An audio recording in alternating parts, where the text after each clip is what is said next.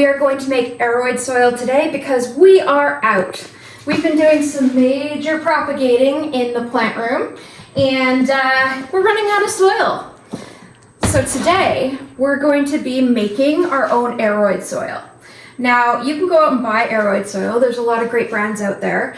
And we even have a secret brand that we're going to be working with later, but we'll talk about that another time. But in the meantime, we still need soil.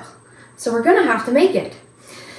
The three main ingredients for Aroid soil is coconut coir. Now we buy it in a compressed soil block. And what you have to do is you have to hydrate it in order to get it to be a good consistency.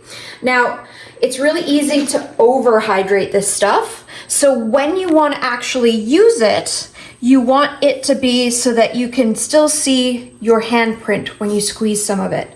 And that's about the consistency you want when it's ready to be mixed in with all of the other ingredients. The next ingredient is perlite. And perlite just makes the drainage. So this is a really heavy product and it holds water. So perlite just allows the drainage to happen so much easier.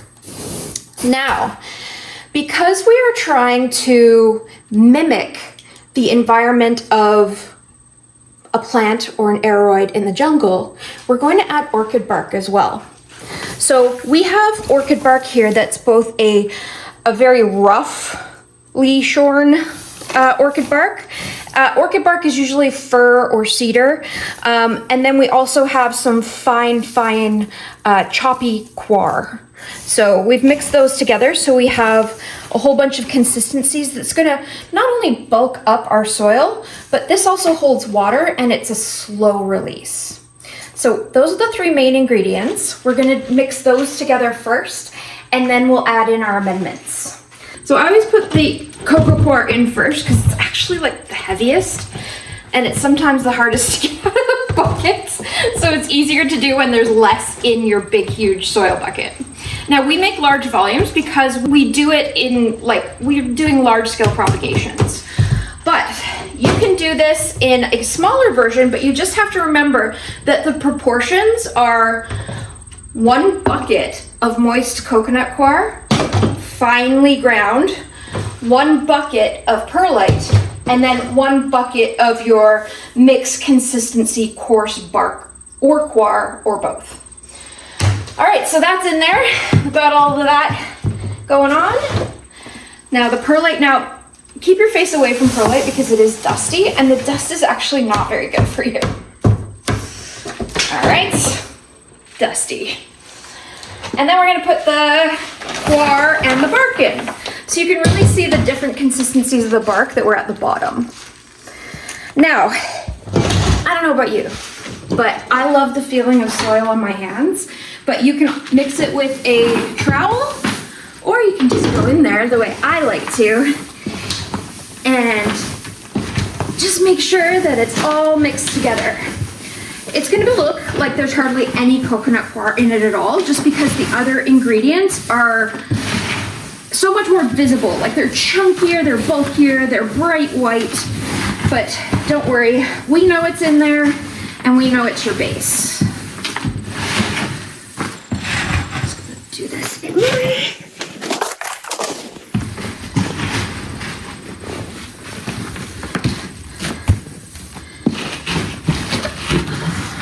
So this is horticultural charcoal, and we put it into our soil to do a few things.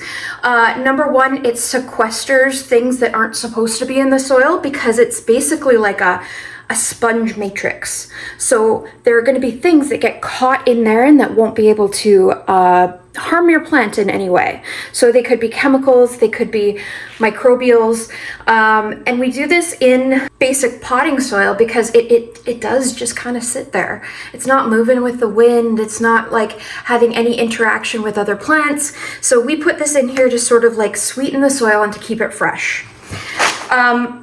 I basically use like 3 scoopfuls of one of these. So what I would suggest is maybe if you're doing a smaller volume, kind of have a look. And remember our portions were 1, 1, and 1. So this would be like a quarter of 1. I can write all of this out in the description below, just so you'll have it. All right, so we put those on the top. Okay, this is where we get into the fun sciencey part. So the 3 components that actually will make your soil alive, so dead soil, naked soil, and now we're gonna make it alive, are fertilizer, fungi, and bacteria. So this fertilizer is worm castings. If you talk to my buddy at the Box of Life, Akil, he is the worm expert in the whole universe. And we have a composter that produces our worm castings. And basically, this is super duper fortified compost. So it's worm poop. And it's got all of the ingredients for fertilizer that are in a form that your plant can take up. Next is our fungi.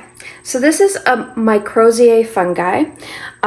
You can buy this as a powder, and basically it's like an inoculant. So the Mycorrhizae are mixed in with this base, and then they will start to grow once you've added water and start to fertilize into your soil. The reason why fungi is important is because this particular type of fungi acts symbiotically with your plant roots. So the plant roots will give the fungi excess sugar that it creates during photosynthesis, and then these guys here, the fungi, will give back nutrients in a format that your plants will love. So Mycorrhizae fungi. I'm only going to put probably about 2/3 of that pot in. So if you look on whatever Mycorrhizae inoculant that you buy, there may be 1, 2, or 3 species of different fungi in there. This one has 1, and it tells you the ratio to put in. So we're making quite a large volume of soil, so we've put a bit larger of a volume of fungi in, but just follow the instructions on whatever fungi you happen to buy. We are brand agnostic here, with the exception of our bacteria, because you can never do better than a Live Elite. A Live Elite is basically a natural bacterium that you find in the soil, and it is what is going to upregulate your bacteria level. We're not going to add it into the soil right away because it's a liquid and it will totally mess things up. But what we're going to do is we're going to water with it with the very first time that we water. And so all of the directions for how to use it are on the back, and during the first water we're going to use it, and then I would say every other water after that we'll use it as well. And it's going to work symbiotically with the worm castings, and it will create the perfect environment for your plant to thrive. So we did charcoal, which just makes your soil a little fresher for longer. We did fertilizer with the worm castings. We did fungi with the mycorrhizae. I tell you, Jeff from Rewild is going to one day teach me how to say that word. And then we also added bacteria. So there are lots of different sources of bacteria out there that you can get that are soil bacteria specific. The one we prefer is a Live Elite. All right, and now we just mix it all in.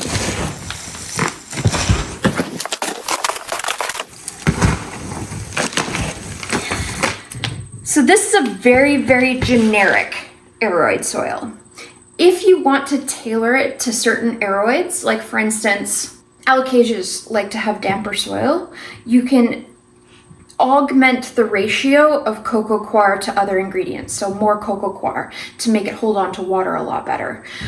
If you have something like a syngonium that likes well-drained soil, you might want to add in some leca as well, because it's a really bulky clay particle that is going to be able to increase your bulk and increase its drainage power. So there's lots of things that you can do to tailor make your aroid soil, but this is just our generic mix, and we basically use it for everything that you see in here that is an aroid.